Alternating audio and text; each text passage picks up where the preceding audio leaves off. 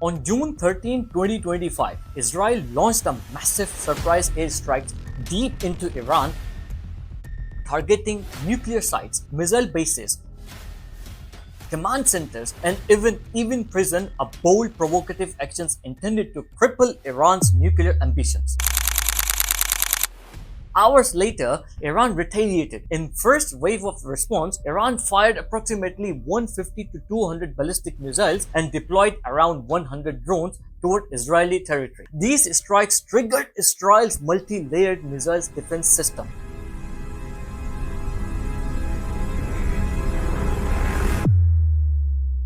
Israel responded with overwhelming force, not limiting its retaliation to military targets. Air strikes hit Iranian army bases, government buildings, residential areas, and marketplaces. International observers now estimate that 250 to 900 Iranian civilians, including children, women, and the elderly, were killed during these reprisal strikes. Meanwhile, in Israel, about 24 civilians were killed and hundreds more injured from Iranian missile fire. Over the next days, Iran continued launching missiles and drones, bringing the total to around 400 ballistic missiles and 1,000 drones by mid-June, though only about 20 missiles and fewer than 200 reached urban areas, due to Israel's high successful interception rate. Before the war, Iran reportedly had between 2,000 to 3,000 missiles. By mid-June, they had fired at least 400 missiles, depleting a substantial portion of their arsenal.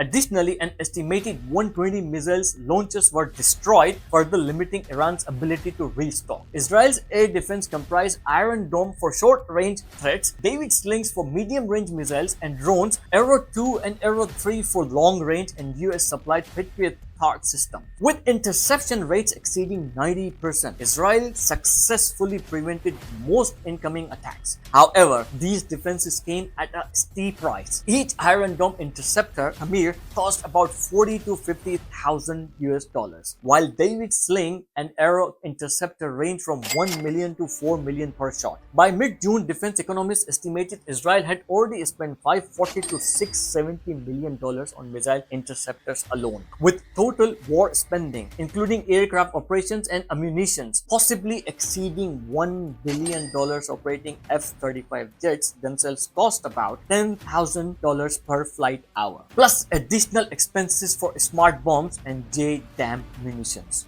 Hours of operations against Iran cost $1.45 billion.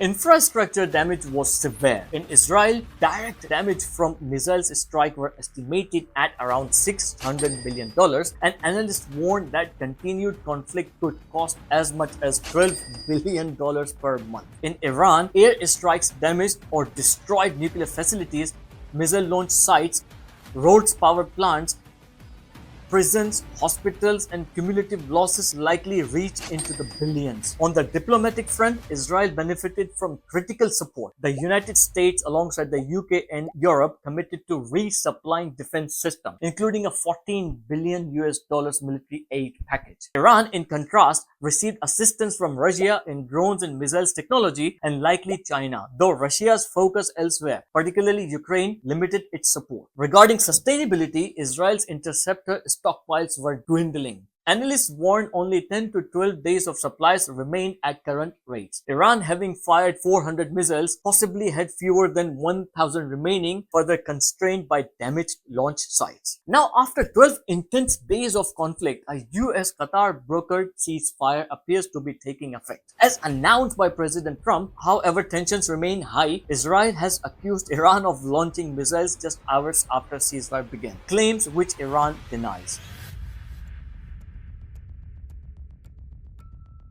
Iran suffered deep losses in life and infrastructure, over 650 to 900 casualties, possibly more, and widespread damage. Israel's human cost was lower, around 24 civilians' deaths and several hundreds injured. But its financial toll was staggering, with billions spent on interceptors and rebuilding. Both countries saw critical infrastructure destroyed. The ceasefire has paused direct fighting, but regional stability remains fragile. Gain in losses: Israel demonstrated military superiority and successfully defended its population, but at immense financial and logistics expense. Iran showed resilience and regional reach, but paid heavily in resources and civilian lives. Poverty has worsened in Iran in the past few years, and even economists affiliated with the government and the Islamic regime have acknowledged that the middle class are suffering. This ceasefire provides relief, but it also highlights how delicate and incomplete